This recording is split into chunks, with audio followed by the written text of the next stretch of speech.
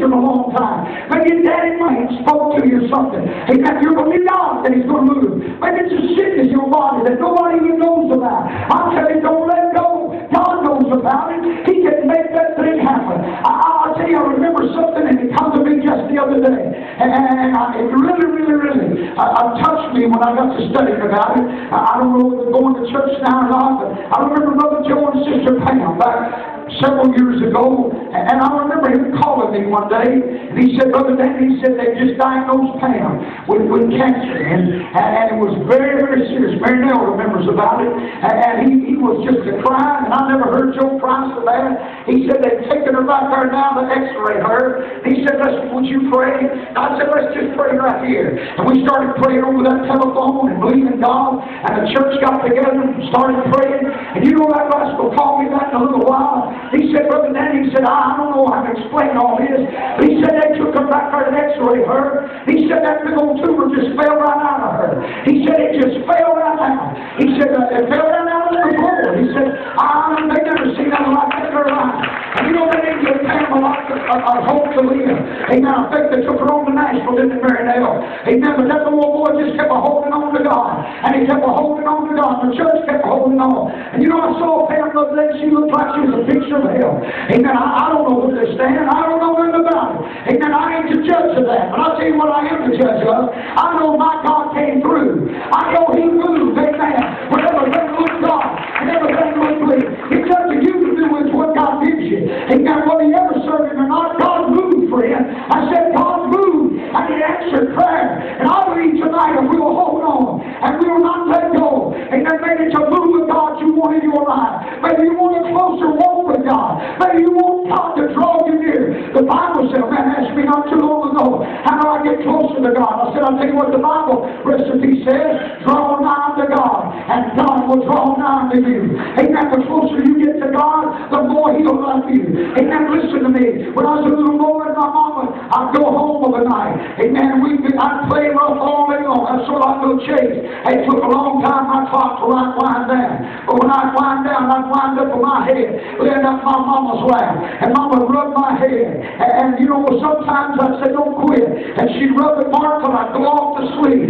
Amen. You know what? That was the sweetest feeling. But I had to get up close to mama before mama could ever reach out and touch me. I had to lay my head down in her lap. Amen. Before I could ever feel the after effects of what mama was doing. And you know what I'm saying to you tonight? Some of you have followed Jesus too far off. You followed Him too far back. You've never got up close enough. Somebody said, God ain't never done nothing for me. You ain't never got close enough to Him. I'll tell you what He'll do for you. He'll feed you with the power of God. He'll feed you with the fire of God. He'll set your soul on fire. If you'll get closer to Him, you don't want to go out. I told someone today, I said, all I want to do is see people set free and see people saved. It's the calling. It's the fire that burns in my soul. And I never let go. Amen. God brought the blessing. Brother Russell, when I got saved, there were 5 people in this town that thought I'd make it. They didn't think I'd make it. Oh, no. They sure didn't think I'd ever preach. Amen. I had a woman to tell me at the cemetery. One day I walked up to her, and I took some flowers and put on a little gray got chest before this lady and her daughter, 2 daughters would stand there. I was just happy. I'd tell everybody I'd been saved. I'd been saved a grand total of 2 weeks. Man, I'm telling you, I was on fire for Jesus. Telling everyone. I walked up to this lady at the cemetery, and I said, called her name. I said, how you doing? Well, she's pretty nice. She's pretty friendly. And not overly friendly, but she's all right. And listen, I got studied. Now, she didn't have none girls. I never had much more spoke to them. She didn't have no boy that black was out there. He broke my nose, and that's how I couldn't figure out how bad why I always do so bad. I walked up to her, and I said, ma'am, I just want to tell you something. I said, I got saved 2 weeks ago. I said, well, I'll tell you what. I said, I'm having the time of my life. She looked at me just as sarcastic as she could, looked me straight down the gun barrel and said, well, I'll tell you one thing. I'm glad you got saved, because I couldn't stand you. And my time got low. I got back to the car and I said, that woman said to me, she said, I heard what she said. But she said, don't you pay her no mind. She said, she just desired what's in you. Just let her alone. You just keep serving God. Well, I started right back at it again. Everywhere I go, I tell somebody, do you know why I got saved? I hear a lot of people say, I got saved. I don't tell nobody. One man stood and told me he got saved 20 years ago and never told me. I got a little doubt about that. I believe the bucket had a hole in it. He might have got her, but she leaked out before he got home. Right. Amen. You get this real good thing, he'll tell on you. You know what he'll do? He'll tell on you.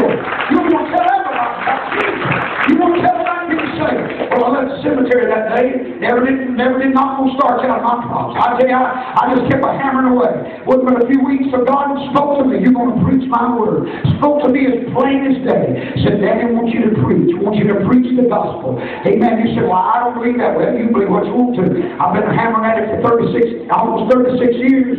Amen. I've seen lots of people walk down in my house. I'm going to preach revival this year. I'm trying to wear myself out again. But I'm going to tell you something. I ain't letting go of the blessing. You say, well, what in the world could God have for you? Amen. After all in many years, almost 37 years, you've been a Christian. Now, what would God have? Oh, listen, honey. It's just like going into a candy store and eating candy in the cold you ain't never had before. Amen. Now, you know, I used to buy them jelly babies. I'm only reading the bottom to get them black ones out of it. I didn't care nothing about that. I know y'all didn't like it black ones, but I'm different about everything.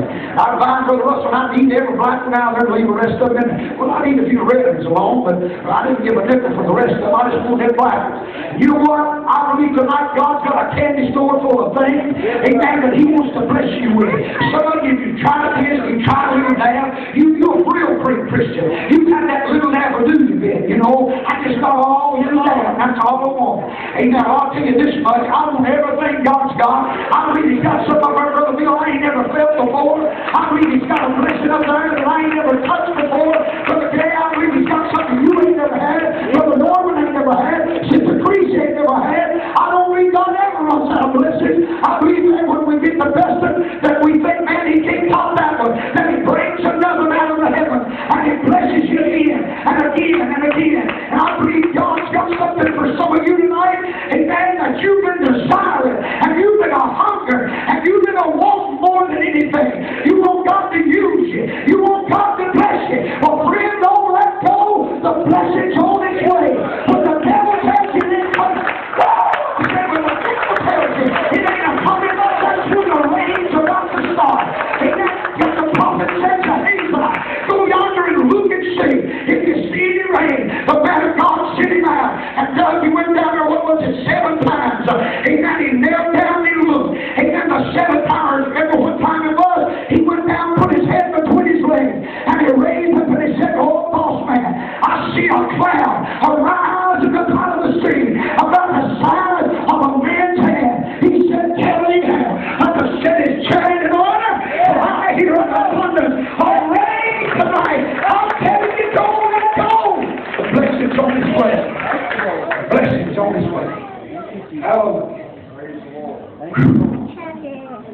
I told you, we got our gas. You let Brother Marshall lay hands on me and pop me back up again. Don't let go, friend. I want to read one more time. Jacob was left alone. And there wrestled a man with him until the breaking of the day. Now, I don't believe it was none of the stuff like you see this fake stuff on television. Brother Roger, I believe he got a hold of him. He would not let go. Can I wrestle you? You won't take me on. And I'm going to go out and reach some of you.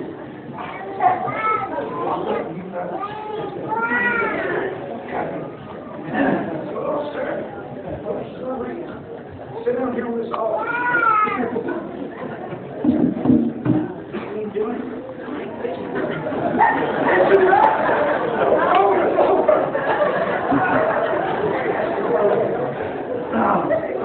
Wait, Will. Oh, you sit louder, man. Wait, Will. I want to bless you. It hurts you here. I'm afraid for his ear or what?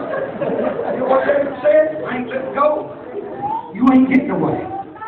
Now listen, you got to be the good man. You got to be the good part. I'm my old boy over here wrestling. So you got the good part.